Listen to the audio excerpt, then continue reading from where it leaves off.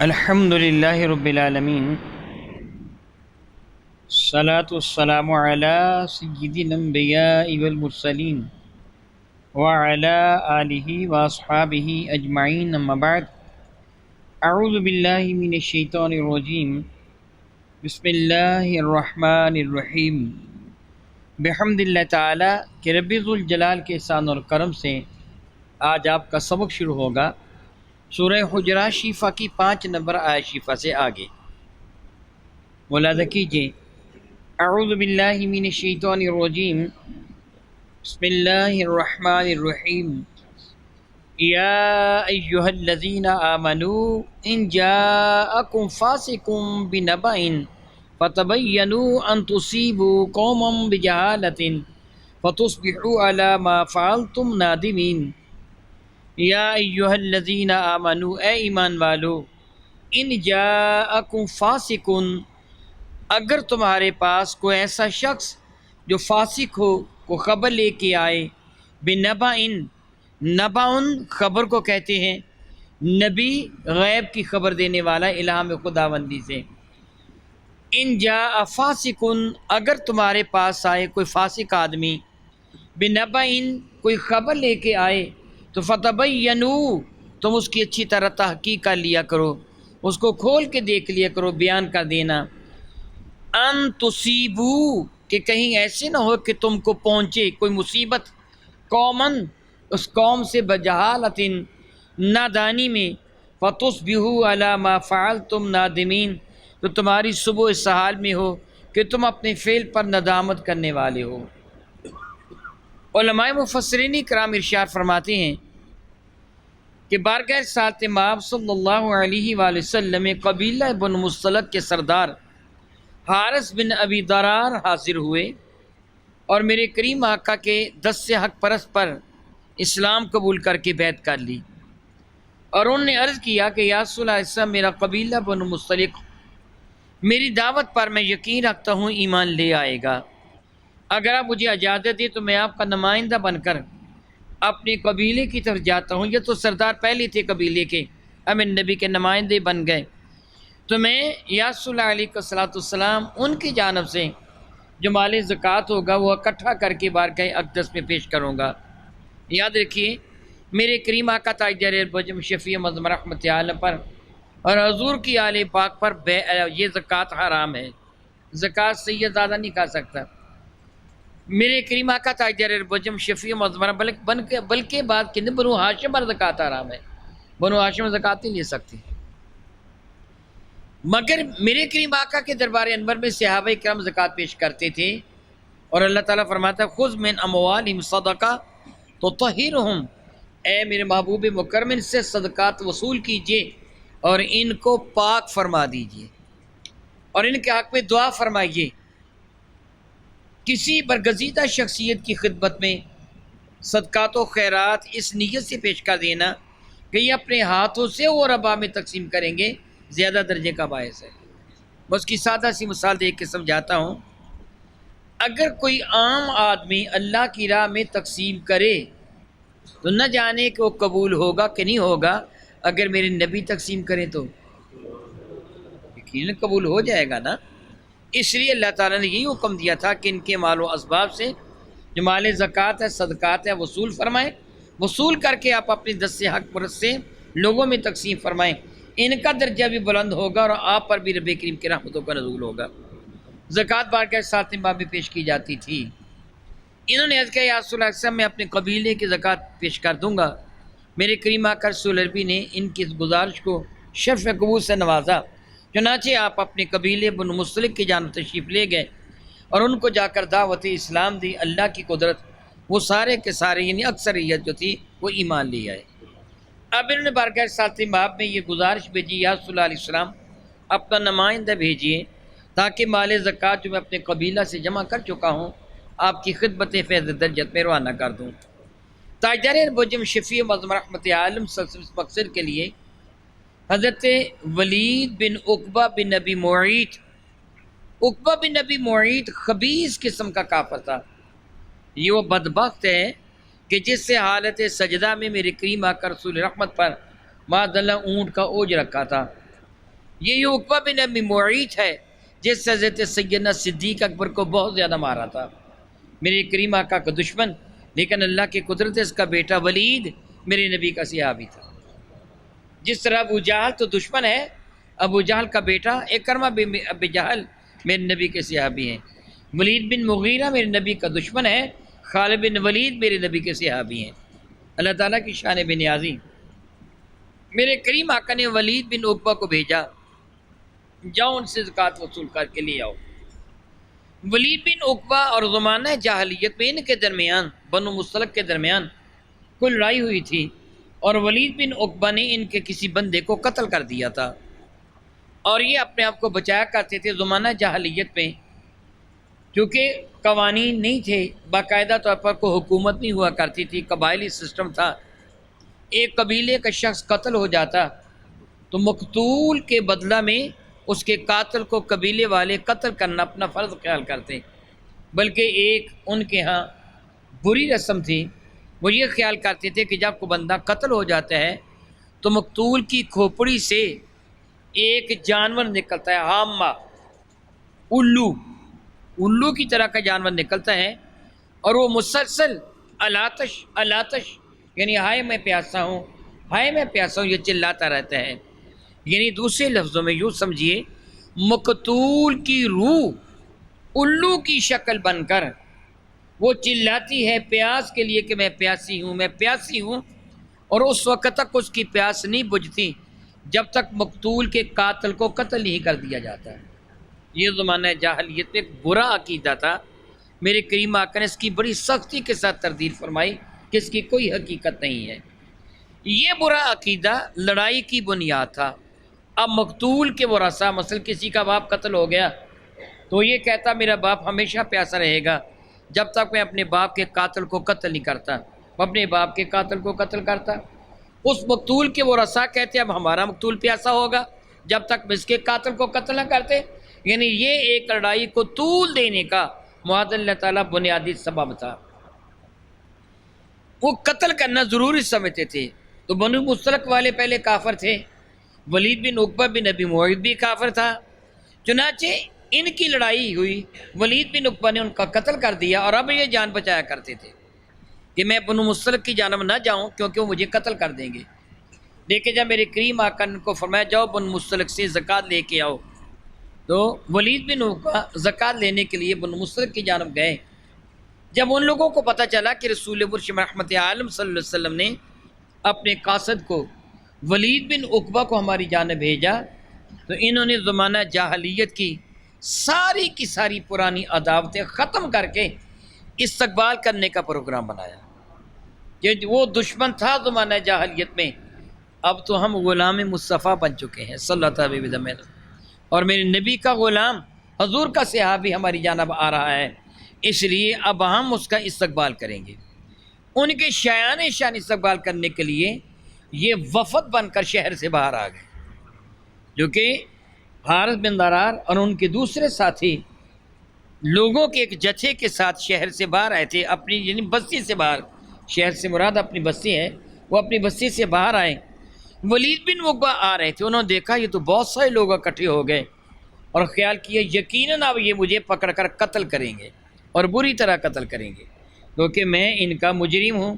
میں نے ان کے ایک آدمی کو قتل کیا ہے۔ چنانچہ انہوں نے اپنے گھوڑے کی باغ پھیری اور دوڑاتے ہوئے گھوڑے کو واپس بارگاہ رسالت باب میں آ گئے، اور آ کے کہ یا رسول اللہ علیہ السلام، وہ تو مجھے قتل کرنے کے لیے آ گئے تھے، میں تو بمشکل تمام جان بچا کے بھاگا ہوں، اور یا رسول اللہ علیہ السلام اگر میں دانائی کے ساتھ اپنے گھوڑے کو گھما کے واپس نہ آتا تو میرے تو ٹکڑے کر دیے جاتے۔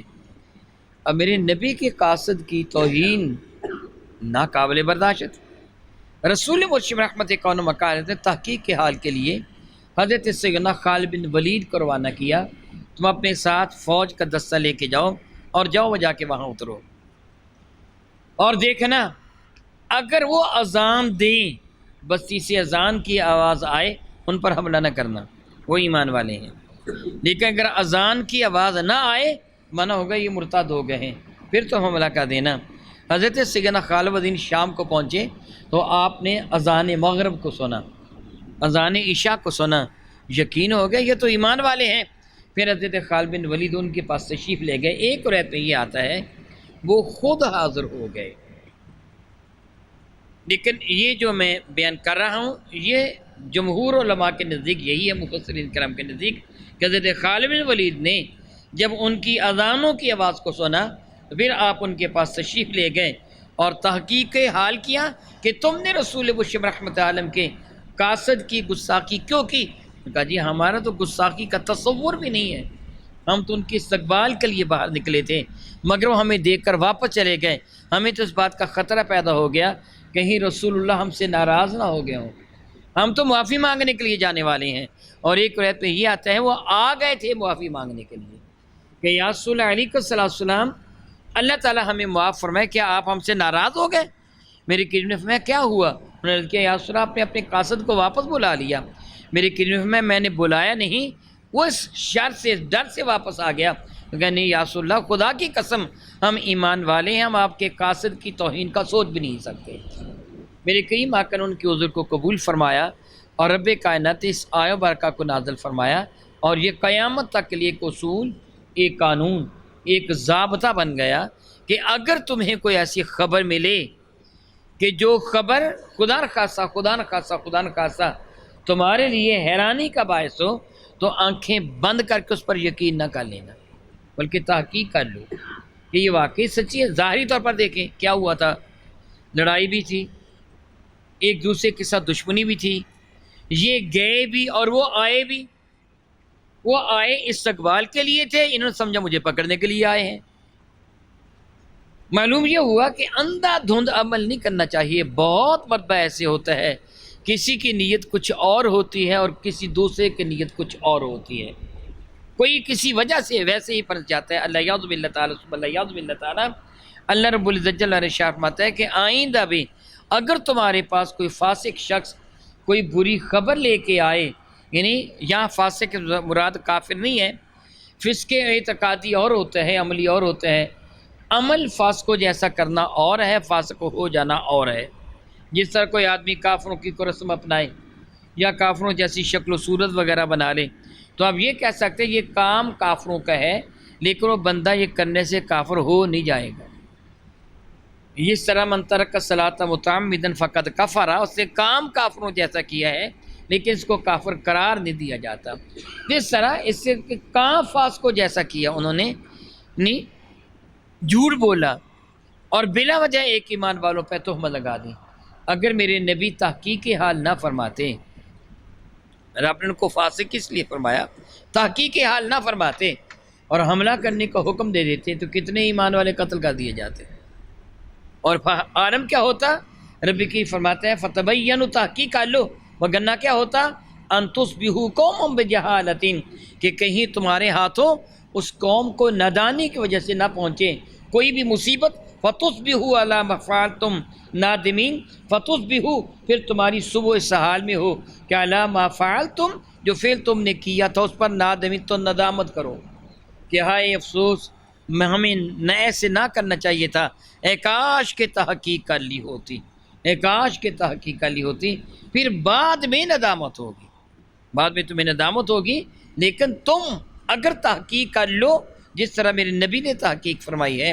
پھر ندامت ہی ہوگی، بلکہ تمہیں حقیقت حال کا علم ہو جائے گا۔ فرماتے ہیں رب کائنات وَاعْلَمُوا، اچھی طرح جان لو، ان فیکم رسول اللہ، تمہارے اندر اللہ تعالیٰ جل وعلا کے رسول تاجدار ارب و عجم شفیع معظم رحمت عالم صلی اللہ تعالیٰ علیہ وسلم موجود ہیں۔ لو یطیعکم فی کثیر من الامر، اور اگر اکثر معاملات میں یہ تمہاری اطاعت کر لیں، تمہارا کہنا مان لیں، تو پھر کیا ہوگا؟ رب کی فرماتا لعنی تم مصیبت پہ پڑ جاؤ گے، تو مشکل میں پڑ جاؤ گے۔ ولیکن اللہ حبابا، لیکن اللہ رب العزت جل وعلا نے محبوب بنا دیا الیکم الایمان، تمہارے لیے ایمان کو۔ رب کی فرماتا تمہارے اندر میرے محبوب موجود ہیں۔ جب ولید بن عقبہ یہ پیغام لے کے آئے تھے تو میرے کریم آقا کے دربار مقدس میں کچھ وہ صحابہ جو نوجوان اور جوشیلے تھے وہ غصہ میں آ گئے، رسول اللہ کی توہین کی، حضور کے قاصد کا مقابلہ کرنے کی کوشش کی، اتنا بڑا جرم، یا رسول اللہ ان کو نہیں چھوڑنا چاہیے، ان کو سرکوبی کرنی چاہیے اور ان پر فوراً حملہ کر دیا جائے۔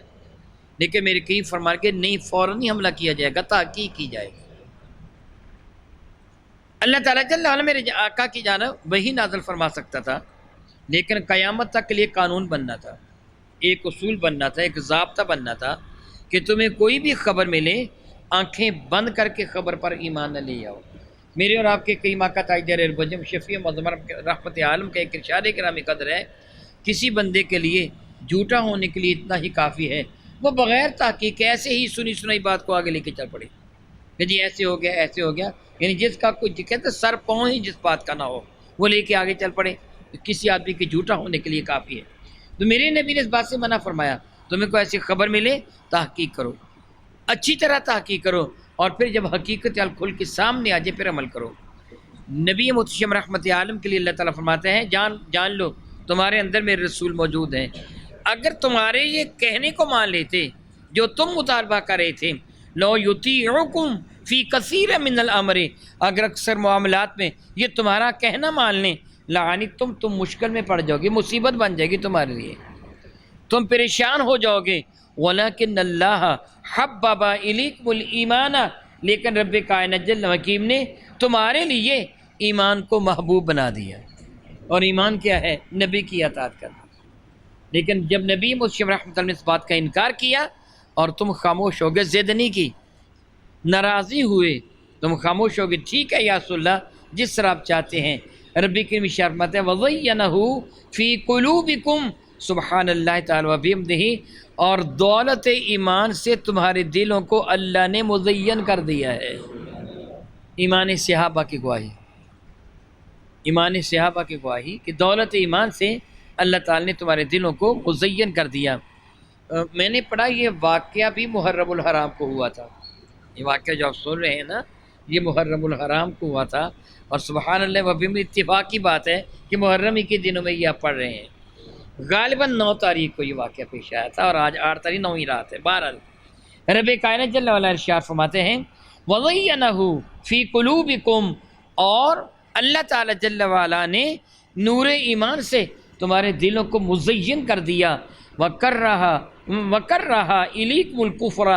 اللہ تعالیٰ نے قابل نفرت، قابل کراہت بنا دیا تمہارے لیے کفر کو، والفسوق، فسق و فجور کو، والعصیان،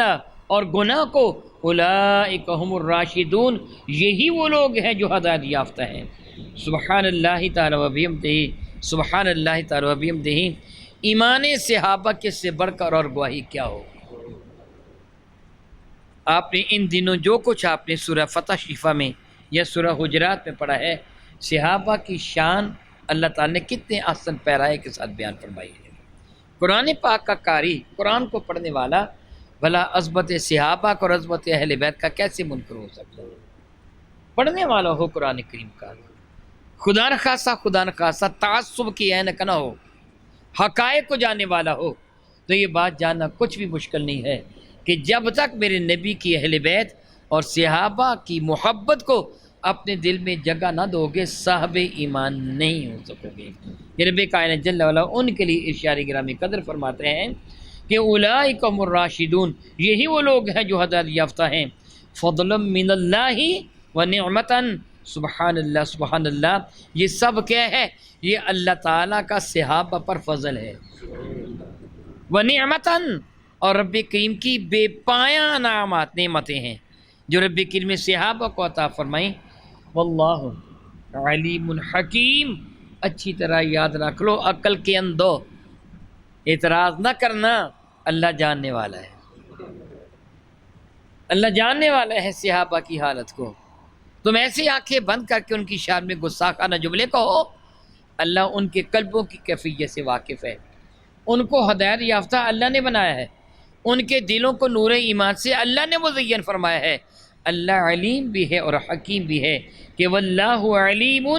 اللہ تعالیٰ سب کو جاننے والا ہے، حکیم اور حکمت والا ہے، جو کرتا ہے صحیح کرتا ہے، جہاں کرتا ہے صحیح کرتا ہے۔ سبحان اللہ تعالی و بحمدہ، او کما قال اللہ تبارک و تعالی واللہ تعالی اعلم باسرار کتابہ۔